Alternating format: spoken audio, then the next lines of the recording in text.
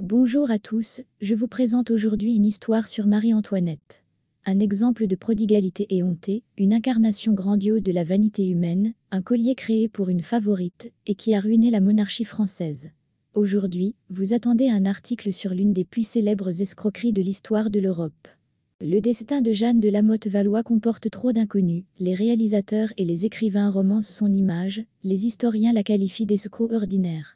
Mais une chose est sûre, sans le vouloir, la comtesse de La Motte-Valois a influencé des millions de destins, changé le cours de l'histoire, et, par son acte, ôté la vie à la reine de France, du moins la vie à laquelle elle était habituée.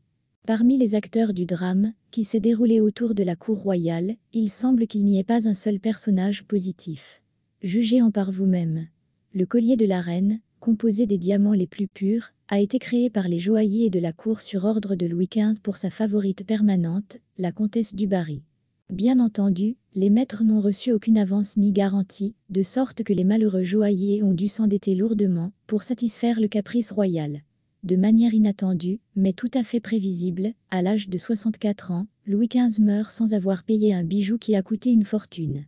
Les joailliers paniquent à l'idée de vendre le collier à qui que ce soit, mais les monarques européens n'ont pas assez d'argent pour le racheter. Même la nouvelle reine de France, Marie-Antoinette, malgré sa frivolité et son amour du luxe, ne peut se permettre de dépenser autant. Reconstitution du collier-17 gros diamants et 647 diamants miniatures d'un poids total de 2500 carats. Un peu plus tôt, une certaine Jeanne de La Motte-Valois apparaît à la cour, une fausse comtesse qui se dit amie de Marie-Antoinette.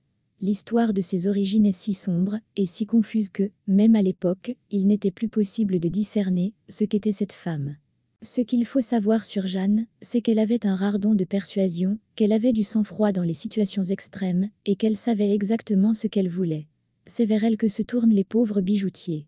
Croyant aux rumeurs selon lesquelles Jeanne est une confidente de la reine, il supplie la comtesse d'influencer Marie-Antoinette et de la persuader de racheter le collier malheureux.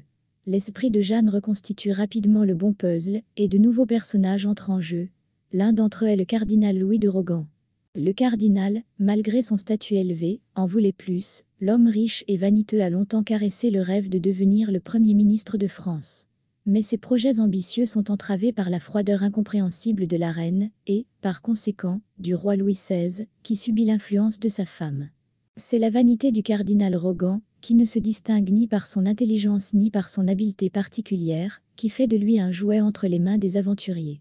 L'ingénieuse Jeanne, déjà connue du cardinal Rogan et consciente de ses ambitions insatiables, propose à Marie-Antoinette de racheter le collier du défunt roi. Pour prouver sa proximité avec la reine, Jeanne fournit à Rogan plusieurs lettres, qui lui auraient été écrites par Marie-Antoinette, et organise même une rencontre secrète avec elle sous le couvert de la nuit. Cependant, au lieu de la reine, c'est la complice de la comtesse qui se présente à la réunion, le visage caché sous un voile, mais le crédule Rogan ne doute pas de la véracité de ce qui se passe.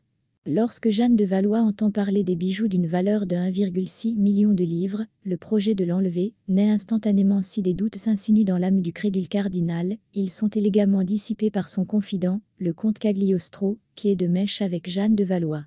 Lors de séances privées, le comte prédit que Rogan sera bientôt nommé Premier ministre et dépeint en détail le brillant avenir personnel de son éminence.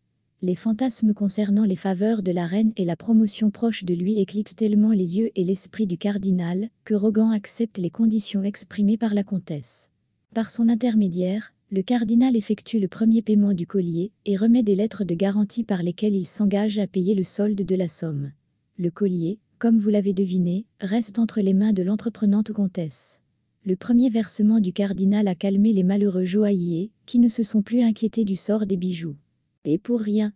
Après tout, les pierres qui en proviennent ont déjà circulé, le mari de Jeanne les a habilement vendues, renflouant assez rapidement la tirelire familiale. Quand vient la date du premier paiement des lettres de garantie, le cardinal s'inquiète. Il n'obtient ni le titre promis, ni une nouvelle rencontre personnelle avec Marie-Antoinette. L'affaire devient bientôt publique, et, bien que la reine elle-même n'y soit pas impliquée, cette histoire finit par ternir sa réputation. Les gens considèrent la reine comme coupable d'excès, de cupidité, de gaspillage et d'indifférence à l'égard de son peuple. Le peuple français, porté à ébullition par la prodigalité de ses monarques et leurs tentatives de désendettement aux dépens du peuple, n'est alors pas enclin à disculper la famille royale. L'histoire du collier jette de l'huile sur le feu de la Révolution française et devient un facteur d'irritation supplémentaire. Dès que les machinations de Jeanne de Valois sont connues, le comte Cagliostro, déterminé, tente de s'enfuir, mais ne peut aller plus loin que la Bastille, qui promet de devenir sa nouvelle demeure. Cette fois, le destin l'épargne, le tribunal acquitte complètement l'escroc. Mais si Cagliostro échappe miraculeusement à la justice, il n'en obtient pas moins la sienne. Plus tard, il est proclamé sorcier par l'Inquisition italienne et condamné à l'emprisonnement à vie. Sous les applaudissements de la foule parisienne, le cardinal abandonna également toutes les charges, mais le roi Louis XVI réussit tout de même à venger le cardinal pour sa participation à l'escroquerie. Bien qu'involontairement, Rogan a compromis la famille royale, ce qui lui a valu de perdre tous ses titres et d'être banni de Paris. Le mari de Jeanne est reconnu coupable par contumace de fraude et de vol, mais il échappe au châtiment. Quelques jours avant son arrestation, le comte de Valois s'est enfui en Angleterre par désintéressement. Lors de son procès en 1786, Jeanne de La Motte-Valois est reconnue coupable de tous les chefs d'accusation et condamnée au fouet, à la marque et à l'emprisonnement à vie. Elle passe en fait 2 ans dans une prison pour prostituée, jusqu'à ce qu'elle s'en échappe, pour se rendre à Londres après son mari. C'est là qu'elle a publié ses mémoires, détaillant l'affaire du collier de la reine. Dans sa publication, elle démasque la reine, jetant une fois de plus une ombre sur son nom. Le sort de Jeanne reste inconnu. Selon la version officielle, elle se serait jetée par la fenêtre à l'âge de 35 ans, mais d'autres sources fournissent des informations plus intéressantes.